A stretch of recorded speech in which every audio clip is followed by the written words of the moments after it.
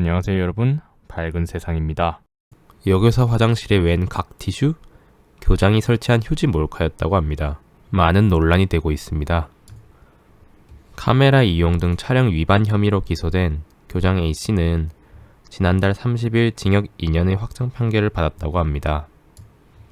소형 카메라가 설치된 갑티슈를 용변기에 올려놓은 것인데요. 참으로 기가 막힐 노릇이 아닐 수 없습니다. A씨의 만행은 이게 끝이 아니었는데요. 같은 해 6월에서 10월까지 자신의 휴대전화로 21차례에 걸쳐서 동료 교사 등 교직원들의 신체 부위를 몰래 촬영했다고 합니다. 또한 비슷한 시기에 교무실에 소형 녹음기를 설치해 11차례에 걸쳐 동의 없이 교직원들의 대화 내용을 녹음하기도 했다고 합니다. 이에 따라 누리꾼들의 반응은 다음과 같습니다. 전국에 자격 미달 교장 교감 널렸다. 범죄도 머리가 좋아야 할 수 있음. 생판 없던 각티슈가 있으면 누구나 의심하지. 나이 먹고 참나. 화장실 보는 심리 이해 불가. 57세 먹고 여자들 화장실 일 보는 걸 그리도 보고 싶어? 추하다. 나이를 먹으면 존경을 받아야지. 징역 20년은 때려야지. 왜 이렇게 형량이 적냐? 등의 반응이 있었습니다. 한편 대한민국의 또 다른 곳에서는 음란하게 생겼다. 성희롱 피해자인데 되레 절도범 수사를 받은 여경이 있다고 합니다. 동료 경찰관들로부터 순경 시절부터 성희롱 피해를 겪은 여경이 되레 절도 등의 혐의로 경찰 수사를 받았다고 합니다. 이에 따라 변호인은요, 현저한 수사권 남용 사실이 포착돼 구제 신청을 할 예정이라고 합니다.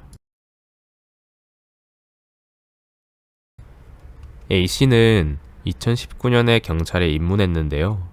태백경찰서로 첫 발령을 받았다고 합니다. 3월 경찰 내부 게시판에 임용 직후부터, 순경 시절부터죠.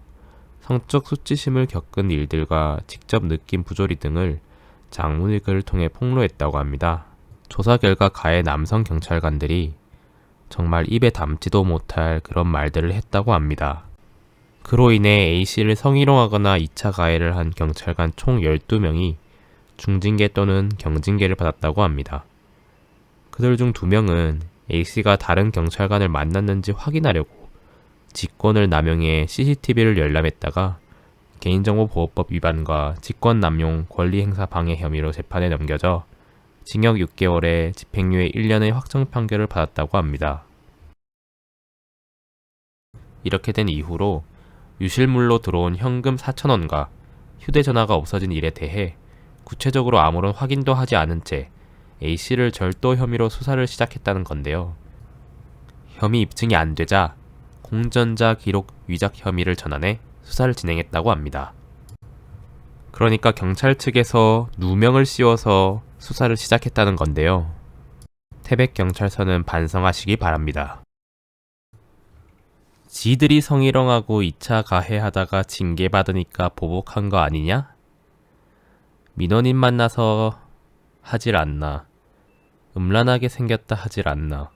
어렵게 사는 여자애 찾아가 성추행하지를 않나. 저런 경찰 필요 없으니 잘라라.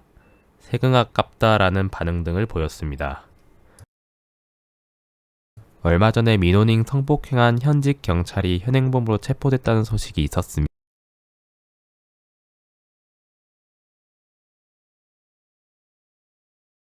경찰서에 찾아온 민원인을 자문을 해주겠다며 따로 연락해서 술자리를 갖고 성폭행을 한 것으로 알려졌습니다.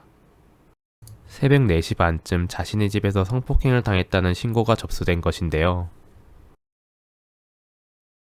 여성의 집으로 출동한 경찰이 현장에서 붙잡은 건 다름 아닌 같은 경찰서 소속 현직 경찰관이었습니다. 사기 피해를 고소하기 위해 경찰서에 찾아온 여성에게 추가적인 자문을 해주겠다며 연락처를 받은 뒤 다음날 저녁 단둘이 만나 술을 마신 걸로 확인됐습니다. 이후 피해자의 집에서 술을 더 마시자고 요구했고, 피해자는 계속된 요구에 응하기는 했지만 성관계는 명확하게 거절했다고 경찰에 진술했습니다. 강남경찰서는 A 경장을 직위 해제하고 대기 발령 조치하는 한편 사건을 서초경찰서로 이첩해 조사를 이어나갈 예정이라고 했습니다. 교직원이나 경찰들, 공무원들의 도덕적 해이를 방지하고 범죄자는 엄벌하며 재발을 방지하도록 노력해야 할 것입니다. 오늘도 시청해 주셔서 감사합니다.